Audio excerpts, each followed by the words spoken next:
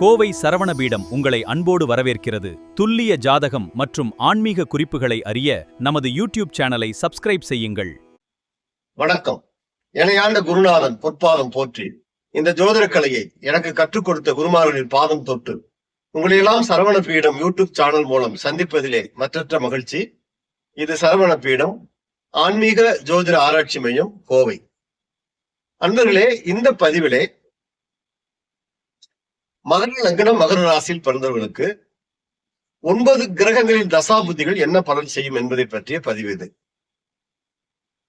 ஒரு மனிதனுடைய வாழ்க்கையில பிறந்தது முதல் இறப்பு வரை வரக்கூடிய அனைத்து நிகழ்வுகளும் கல்வி, ஆரோக்கியம், நிம்மதி, தொழில், ஆயுள் ஸ்தானம், உத்தியோக பலம், குழந்தை பாக்கியம், வீடு கட்டுறது, வாகன சுகம், இப்படி எல்லாம் எடுத்துக்கலாம்.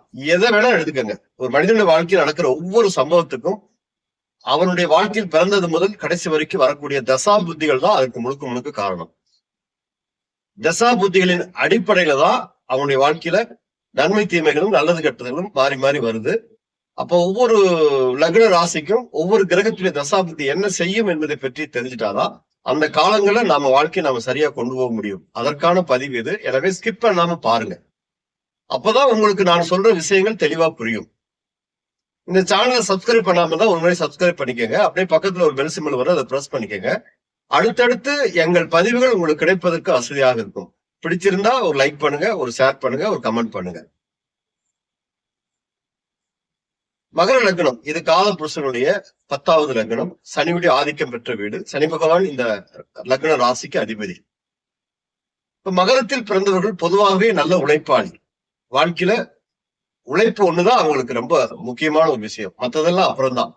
நேர்மையானவர்கள், நீதி தவறாம வாழணும்னு நினைப்பாங்க, மனசாட்சிக்கு பயந்து வாழக்கூடியவர்கள். அதே மாதிரி வாழ்க்கையில நிறைய சாதிக்க பிறந்தவர்கள். மகரத்தில் பிறந்தாலே அவர்கள் சாதிக்க பிறந்தவர்கள். அப்படிப்பட்ட மகர ராசி மகர லக்னத்தில் பிறந்த அன்பர்களுக்கு 9 கிரகங்களுடைய தசாபுதிகள் ஒவ்வொரு கிரகமும் ஒவ்வொரு பலன் செய்யும். அப்படின்னா சூரியன் தொட்டு நம்ம சுக்கிரன் வரைக்கும் 9 கிரகங்களுடைய தசாபுதிகளை பத்தி ஒரு சின்ன ஆய்வு. இது பொது பலன் என்றாலும் கூட அவரவர் ஜாதகப்படி கிட்டத்தட்ட ஒரு 80-90% அப்படியே இருக்கும். உங்க லக்னத்துக்கு தகுந்த மாதிரி சில மாற்றங்கள் வரும். உங்க சுய ஜாதகத்தை எடுத்து பார்த்துக்கணும். சூரியனுடைய தசாபுதி காலங்கள். இப்ப சூரிய பகவான் மகர லக்னம் மகர ராசியில் பிறந்தவங்களுக்கு 8ஆம் இடத்துக்கு அதிபதியா வர்றாரு. அஷ்டமாதிபதி. 8ஆம் இடம் தடை, தோல்வி, அவமானம், கடன், நோய், வழக்கு, விபத்து, கண்டங்கள் எல்லாமே 8ஆம் இடம் தான். அப்ப 8ஆம் அதிபதியாக சூரியனுடைய திசை காலங்கள் எந்த வயதில் வந்தாலும் அந்த திசை என்பது அந்த மகரத்தில் பிறந்தவர்களுக்கு நல்ல திசை கிடையாது. ஒருவேளை அந்த சூரியன் லக்னத்துக்கு 3, 6, 8, 12 என்று சொல்லக்கூடிய மறைவு ஸ்தானங்கள்ல இருந்தோ அல்லது துலாத்துல நீச்சம் பெற்று அமர்ந்திருந்தாலோ அந்த திசையுடைய பாதிப்புகள் அவர்களுக்கு பெருசா இருக்காது. அந்த திசை ஓரளவுக்கு நன்மை செய்யும். அப்படி அல்லாமல் உங்க ஜாதகத்துல சூரியன் பலம் பெற்று அமர்ந்தாலோ இல்ல 8ஆம் இடத்திலே ஆட்சி பெற்று இருந்தாலோ கட்டாயம் அந்த திசை உங்களுக்கு 6 வருஷம் மிகப்பெரிய சோதனைக்கான திசை. தசாபுதிகள் என்பது ஒவ்வொரு வயதுக்கு தகுந்த மாதிரி பலன்கள் மாறும். இப்ப இளமை சூரியன் அப்படின்னா தகப்பனுக்கு தான் அந்த பாதிப்பு நிறைய இருக்கும். படிக்கிற வயசுல கல்வியில் தடை, தாமதம். அதே மாதிரி தொழில், உத்தியோகம், திருமண வயசுல நிறைய தடைகள், அது சார்ந்த விஷயங்களை. சம்பாதிக்கிற வயசுல தொழில் தடை, வருமான தடை, இதெல்லாம் ஏற்படுத்தக்கூடிய அமைப்பு. வயசான காலத்துல சூரிய திசை வருதுன்னா அஷ்டமாதிபதி ஆயுள் தோஷத்தை கொடுப்பார், ஆரோக்கியத்தை கெடுப்பார். இப்படி அந்த வயதுக்கு தகுந்த மாதிரி பலன்களை மாத்திக்கணும். அடுத்து சந்திரனுடைய தசாபுத்திகள். சந்திரன் மகர லக்னத்துக்கு 7ஆம் அதிபதி. 7ஆம் இடம் என்பது பொதுவாக களத்திர ஸ்தானம், திருமண வாழ்க்கை, மனைவி ஸ்தானம். ஆணா இருந்தால் பெண், பெண்ணா இருந்தால் கணவரை பற்றி சொல்லக்கூடிய ஸ்தானம்.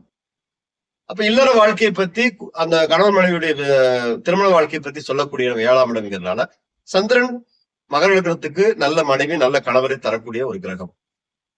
அதே மாதிரி கூட்டு தொழில் சொல்லக்கூடிய 7வது பாவம், வெளிநாடு 7வது பாவம் தான். இது சார்ந்த வெற்றிகளை தரக்கூடியவரும் சந்திரன் தான்.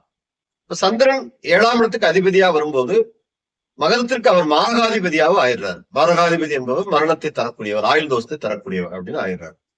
அப்ப எந்த வயசுல சந்திர திசை வருது என்பதை பொறுத்துதான் பலன்கள் எடுத்துக்கணும். அதுல சந்திரன் நின்ற இடம் ரொம்ப முக்கியம். சந்திரன் நீச்சமாவோ பலம் குறைஞ்ச இருக்கக்கூடாது. அப்ப வாழ்க்கை சரியில்லாமல் போயிடும். சந்திரன் உடல்காரகன், மனோகாரகன். அப்ப உடல், மனம், புத்தி எல்லாம் பாதிக்கப்படும். சந்திரன் பலமா இருந்தா நல்ல ஒரு திசையாக எந்த வயதில் வருதோ அதுக்கு தகுந்த மாதிரி இளமையில் சந்திர திசை, நல்ல கல்வி, நல்ல மெமரி பவர், நல்ல ஆற்றல், நல்ல அறிவு, ஞானம். சம்பாதிக்கிற வயசுல சந்திர திசை, கூட்டு தொழில், வெளிநாடு போற வாய்ப்பு, வெற்றிகள்.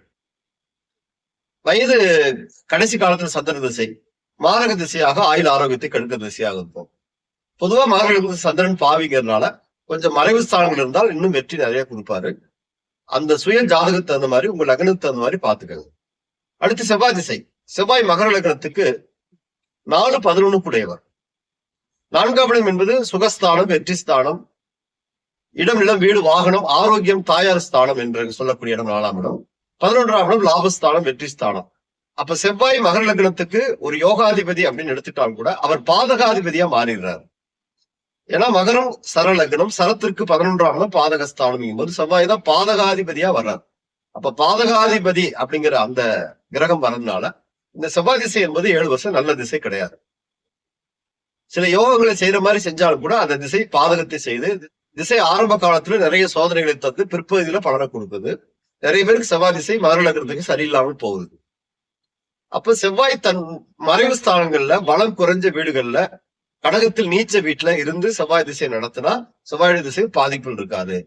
அதுலயும் எந்த வயது காலம் பார்த்து அதுக்கு தகுந்த மாதிரி பலன்கள் தீர்மானிக்கணும். பொதுவா செவ்வாய் மகரத்துக்கு பலம் குறைஞ்சிருப்பது யோகம். அடுத்து ராகு திசை 18 வருஷம். ராகுக்கு பொதுவா வீடு கிடையாது. 12 ராசிகள்ல ராகுக்குன்னு ஒரு வீடு கிடையாது. ராகு நின்ற இடத்தை பொறுத்துதான் நல்லது கெட்டது செய்வாரு. ராகு ஒரு இயற்கை பாவி. அப்ப பாவ கிரகங்கள் பொதுவாகவே மறைவு ஸ்தானங்கள் இருப்பது பலம். அப்ப 3, 6, 8, 12 இந்த மாதிரி மறைவு ஸ்தானங்கள். மகரத்துக்கு 3ஆம் இடம் மீனம், மகரத்திற்கு 6ஆம் இடம் மிதுனம், மகரத்திற்கு 8ஆம் இடம் என்பது சிம்மம், மகரத்துக்கு 12ஆம் இடம் என்பது தனுசு. இந்த மாதிரி 3, 6, 8, 12 பாவிகள் மறைந்தால் கெட்டவன் கெட்டிடில் கெட்டிடும் ராஜயோகம் என்பது விதி. அப்ப இந்த ராகு அப்படிங்கிறவர் மறைவு ஸ்தானங்கள் இருந்து திசை நடத்தும் போது உங்களுக்கு 18 வருஷம் நல்ல வெற்றிகளை தருவார். பொதுவாவே மகர லக்னத்துக்கு லக்னாதிபதி சனீஸ்வரன் என்கிறதுனால, ராசி அதிபதி சனி பகவான்ங்கிறதுனால ராகு திசை என்பது பெரும்பாலும் நல்லது செய்யறது இல்லை. பொதுவான ஜாதகங்களுக்கு பெரும்பாலும் ராகு திசை நல்லது செய்யறது இல்லை. ஒரு சிலருக்கு தான் ராகு திசை என்பது வெற்றியை தருது. இப்ப ராகு திசை உங்களுக்கு எந்த வயதில் வருதுன்னு பார்த்துட்டு, ராகு திசை வர்ற அமைப்பு இருக்கான்னு பார்த்துட்டு அதுக்கு தகுந்த மாதிரி வழிபாடுகள் செய்து அந்த திசையை நீங்க கடந்து போகணும். சோ இளமையில் ராகு கல்வியில் தடை, தோல்வி, சம்பாதிக்கிற வயசுல ராகு நிறைய தொழில் தடை, கடன், நோய், வழக்கு பிரச்சனைகள். பிற்பகுதியில ராகு திசை ஆரோக்கியம், ஆயுள் ஸ்தானம், இதெல்லாம் இப்படி ராகு எந்த வயதுல வர்றாருன்னு பார்த்துக்கோங்க. அடுத்து குரு திசை 16 ஆண்டுகள். குரு பகவான் மகரத்திற்கு 3-12 கூடையவர். மகரத்திற்கு குரு பாவிதான், நல்லவர் கிடையாது. அப்ப மகர லக்னத்தை பொறுத்தளவு குரு திசை என்பது மறைவு ஸ்தானங்களை குரு இருந்து திசை நடத்தினா பெரிய வெற்றி. 3, 6, 8, 12 அப்படிங்கிற இடத்துல மகரத்திற்கு போய் குரு பகவான் மறைவு ஸ்தானங்கள் இருந்து திசை நடத்தும் போது பெரிய பாதகத்தை செய்ய மாட்டார். ஏன்னா விரையாதிபதிங்கிற பட்டம் வாங்குறாரு. 3ஆம் இடம்ங்கிற வெற்றி ஸ்தானத்துக்கு அதிபதி என்றாலும் கூட விரையாதிபதியா வர்றதுனால நன்மையும் தீமையும் கலந்து செய்வாரு. உங்க லக்னத்துக்கு தகுந்த மாதிரி எந்த இடத்துல நிக்கிறாரோ அதுக்கு தகுந்த பலன்களை கொடுப்பார். அதே மாதிரி ஒரு கிரகம் நின்ற நட்சத்திர சாரம் ரொம்ப முக்கியம். அதையும் பார்த்துதான் நம்ம பலன்களை தீர்மானிக்கணும். பொதுவா குரு பகவான் பலம் குறைஞ்சிருப்பது மகரத்துக்கு யோகம். அதுல எந்த வயசுல அந்த திசை வருதுன்னு பார்த்து அதுக்கு தகுந்த மாதிரி வழிபாடுகள். அடுத்து சனி திசை 19 வருஷம். சனி பகவான் என்பவர் மகர லக்னத்துக்கு லக்னாதிபதி. அவர்தான் சீஃப் மினிஸ்டர் மாதிரி, ராசி அதிபதியும் அவரே. 2ஆம் இடத்துக்கு அதிபதியா வர்றாரு. லக்னாதிபதியும் 2ஆம் அதிபதியும் குடும்பஸ்தானம், தனஸ்தானம், வாக்குஸ்தானத்துக்கு அதிபதி. அப்ப சனி பகவான் மகரத்துக்கு ஒரு யோகாதிபதி தான். அப்ப அவர் திசை 19 ஆண்டுகள் மிகப்பெரிய வெற்றி தரக்கூடிய திசை என்பதனால சனி பலம் பெற்று திசை நடத்தணும். தன் ஆட்சி உச்ச வீடுகள் இருக்கிறது, கேந்திர திரிகோணங்கள் இருப்பது பெரிய பலம். அப்படி சனி திசை வந்துட்டா அந்த 19 ஆண்டுகள் ராஜ்ய யோகமே. ஒருவேளை சனி பகவான் பலம் குறைஞ்சு நீச்ச வீடு மேசத்திலேயோ அல்லது 6, 3, 6, 8, 12 மறைஞ்சிருந்தோ திசை நடத்தினால் அந்த திசை அவர்களுக்கு நிச்சயமாக பெரிய வெற்றியை தராது. நல்ல ஸ்தானங்கள் இருந்து திசை நடத்தும் போது சச யோகம். சனி துலாத்தில் இருந்தா உச்ச வீடு, நல்ல ஒரு அமைப்பு 19 ஆண்டுகள். ஆனா அந்த திசை அந்த நல்ல வயசுல வரணும். சின்ன வயசுல வந்துட்டு போயிட்டா பிரயோஜனம் இல்லை. சம்பாதிக்கிற வயசுல சனி திசை ஒரு 30 to 49 இந்த மாதிரி வயதுகள்ல வரணும். அப்படி வரும்போது பிற்பகுதியில் வந்தாலும் பெரிய யோகம் கிடையாது. ஆயுள் ஆரோக்கியத்துக்கு, ஏன்னா ஆயுளுக்கு ஆரோக்கியம் சனிங்கிறதுனால ஆயுள் ஆரோக்கியத்துக்கான சில நன்மைகளை கெடுப்பார். நல்ல இடத்துல இருந்தா ஆயுள் ஆரோக்கியத்தை பாதிக்க மாட்டார். அப்ப உங்க ஜாதகத்துல அதை பார்த்துக்கங்க. அடுத்து புதன் திசை 17 ஆண்டுகள். புதன் வந்து மகர லக்னத்துக்கு ஒரு நல்ல யோகாதிபதி தான். ஏன்னா மகரத்துக்கு அவர் வந்து பாக்கியாதிபதிங்கிற பட்டத்தை வாங்கிடுறாரு. 9ஆம் இடம் சொல்லக்கூடிய பாக்கியஸ்தானத்துக்கு அதிபதி. அவர் 6ஆம் அதிபதியா வந்தாலும் கூட பாக்கியாதிபதிங்கிறனால சுப பலனை செய்வார். சில 6ஆம் இடத்துல வேலை செய்வார், செய்யாம போக மாட்டாரு. ஆனாலும் பாக்கியாதிபதிங்கிறவர் வாழ்க்கையில் மிகப்பெரிய பாக்கியத்தை தரக்கூடியவர். அப்ப புதன் மகர லக்னத்துக்கு கெடாம இருக்கணும். ஆட்சி உச்ச வீடுகள்ல கேந்திர திரிகோணங்கள் இருந்தால் பெரிய பலம்.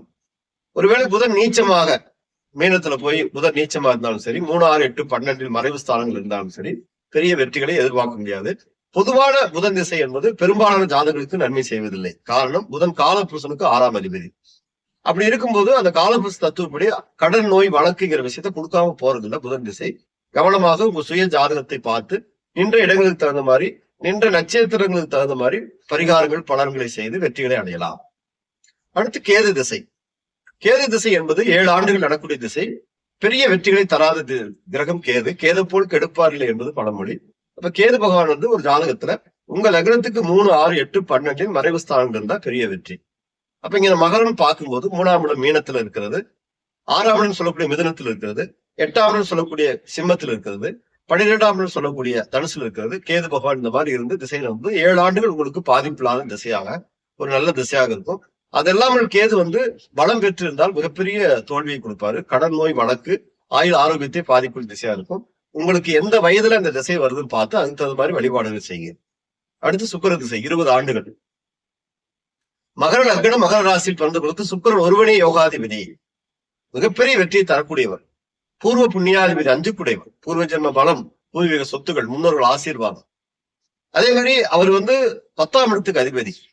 10ஆம் இடம் என்பது தொழில் ஸ்தானம். அப்போ ஒரு திரிகோணத்திற்கு ஒரு கேந்திரத்துக்கு அதிபதியா வர்றாரு. மிகப்பெரிய வெற்றியாளர்.